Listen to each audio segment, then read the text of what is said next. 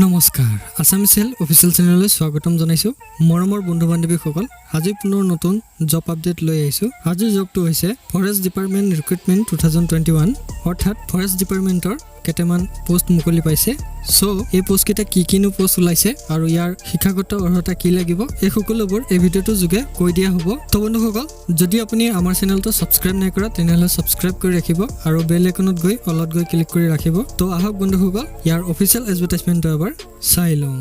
তো বন্ধুসকল এখন হৈছে ইয়াৰ অফিচিয়েল এডভাৰটাইজমেণ্ট এখন হৈছে অসম চৰকাৰৰ office order of the chief conservator of forest Dima Hasao ডিষ্ট্ৰিক্টৰ তৰফৰ পৰা এই এডভাৰটাইজমেণ্টখন মুকলি পাইছে তো ইয়াৰ পিছত এইসমূহ পোষ্টৰ চেলাৰীটো দিয়া আছে থাৰ্ড গ্ৰেড পোষ্টসমূহৰ বাবে 14000 পৰা 60500 টকালৈকে পাব আৰু ফোৰ্থ গ্ৰেড পোষ্টসমূহৰ মান্থলি দৰমহাটো 12000 পৰা 52000 টকালৈকে পাব তো বন্ধুসকল ইয়াৰ পিছত আছে পোষ্টসমূহৰ নাম তো প্ৰথমৰ পোষ্টৰ নাম হৈছে ফৰেষ্টাৰ ইয়াৰ গ্ৰেড পে থাকিব 6400 আৰু ইয়াৰ টোটাল নম্বৰ অফ পোষ্ট হৈছে 4টা education qualification bachelor degree complete হ'ব লাগিব আৰু ইয়াত কিনাৰ দেখিব পাৰিছে ইয়াত ফিজিক্যাল টেষ্ট হ'ব সো মেল সকলৰ বাবে কিমান লাগিব আৰু ফিমেল সকলৰ বাবে হাইট আৰু চেষ্ট কিমান লাগিব এই সকলোবোৰ ইয়াত লিখা আছে তো সেকেন্ডত আছে ফৰেষ্ট গাৰ্ড পাব 5600 টকাকৈ আৰু ইয়াৰ টোটাল পোষ্ট হৈছে 16টা আৰু ইয়াৰ এডুকেশ্যন কোৱালিফিকেশ্যন থাকিব এছএছ অৰ্থাৎ হাই সেকেন্ডাৰী পাছলৈ আবেদন কৰিব পাৰিব তো ইয়াৰ হাই চেছ এই সকলোবোৰ ইয়াত দিয়া আছে তো ইয়াৰ পিছত আছে জুনিয়ৰ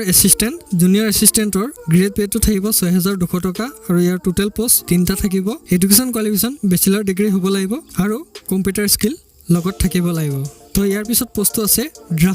ড্ৰাফটমেণ্টৰ বাবে গ্ৰেড পেটো থাকিব 6800 টকা আৰু ইয়াৰ টোটাল পোষ্ট এটাই হ'ব ইয়াৰ এডুকেশ্যন কোৱালিফিকেশ্যন এছএছএলসি অৰ্থাৎ মেট্ৰিক পাছলৈ আবেদন কৰিব পাৰিব আৰু ইয়াৰ কোনো আদাৰ্স কোৱালিফিকেশ্যন নালাগে তো ইয়াৰ পিছত আছে অফিচ পিয়নৰ গ্ৰেড পেটো 3900 টকা থাকিব আৰু ইয়াৰ টোটাল পোষ্ট 3টা আছে 8 পাছলৈ আবেদন কৰিব পাৰিব ইয়াৰ পিছত আছে চকীদাৰ পোষ্টটো 3900 টকাকৈ পাব টোটাল নম্বৰ অফ পোষ্ট 2টা আছে আৰু এডুকেশ্যন কোৱালিফিকেশ্যন 8 পাছলৈ আবেদন কৰিব পাৰিব ইয়াৰ পিছত আছে চেইনমেনৰ 3900 কে পাব গ্ৰেড পেটো আৰু ইয়াৰ টোটাল 6টা পোষ্ট আছে আৰু ইয়াৰ এডুকেশ্যন কোৱালিফিকেশ্যন 8 পাছলৈ আবেদন কৰিব পাৰিব ইয়াৰ পিছত আছে প্লেন্টেশন মালি সো মালিৰ পোষ্ট আছে মালিৰো 3900 কে পাব আৰু ইয়াৰ টোটাল এটা পোষ্ট আছে এডুকেশ্যন কোৱালিফিকেশ্যন 8 পাছ ইয়াৰ পিছত আছে ৱাটাৰমেনৰ 3900 টকাকে পাব গ্ৰেড পেটো তাৰ পিছত আছে পোষ্টটো টোটাল এটা পোষ্ট আছে আৰু ইয়াৰ এডুকেশ্যন কোৱালিফিকেশ্যন 8 পাছলৈ আবেদন কৰিব পাৰিব তো ইয়াৰ পিছত আছে এইসমূহ পোষ্টৰ এজটো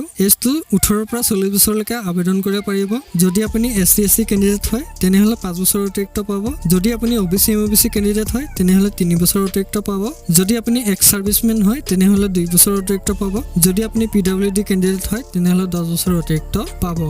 আৰু ইয়াৰ পিছত আছে ফৰেষ্টাৰ আৰু ফৰেষ্ট গাৰ্ডৰ সিলেকশন প্ৰসেসখিনি প্ৰথমতে ৰাইটেন এক্সাম হ'ব তো ৰাইটেন এক্সামৰ সিলেবাসটো থাকিব general arithmetic general English general knowledge এই তিনটা সাবজেক্টৰ ওপৰত ৰাইটেন এক্সাম আহিব ইয়াৰ পিছত ফিজিক্যাল ফিটনেস টেষ্ট আহিব সো ইয়াত দিয়া আছে মেল আৰু ফিমেল সকলৰ কিমান কিলোমিটাৰ থাকিব এই সকলোবোৰ ইয়াত ডিটেইলছ দিয়া আছে তো ইয়াৰ পিছত আছে জুনিয়ৰ এছিষ্টেণ্ট পোষ্টৰ বাবে ৰাইটেন টেষ্ট থাকিব তো 2 ঘণ্টাৰ ৰাইটেন টেষ্ট থাকিব ইয়াতো সেম সিলেবাস হয় জেনাৰেল এৰিথমেটিক ইংলিশ আৰু জেনাৰেল নলেজ এই তিনটাৰ ওপৰতে আপোনাৰ ৰাইটেন এক্সাম আহিব ইয়াৰ ৰাইটেন এক্সাম হোৱাৰ পিছত কম্পিউটাৰ টাইপিং আৰু ইংলিশ ড্ৰাফটিং টেষ্ট লোৱা হ'ব তো ইয়াৰ পিছত ড্ৰাফটমেণ্টৰ সিলেকশন প্ৰসেস আছে ইয়াৰ সিলেবাস হ'ব জেনাৰেল মেথমেটিক্স ড্ৰয়িং আৰু মেনচুৰেচন ড্ৰাফটমেনৰ এইকেইটা সিলেবাস থাকিব তো ইয়াৰ পিছত আছে পিয়ন চকীদাৰ চেইনমেন প্লেন্টেশন মালি ৱাটাৰমেন এই সকলোবোৰ পোষ্টৰ অৰেল টেষ্ট হ'ব অৰ্থাৎ ইয়াৰ কোনো ৰাইটেন এক্সাম নাথাকিব কেৱল ইন্টাৰভিউ দিলে হ'ব তো ইয়াৰ পিছত আছে হাউ টু এপ্লাই কেনেকৈ এইকেইটা পোষ্ট আবেদন কৰিব পাৰিব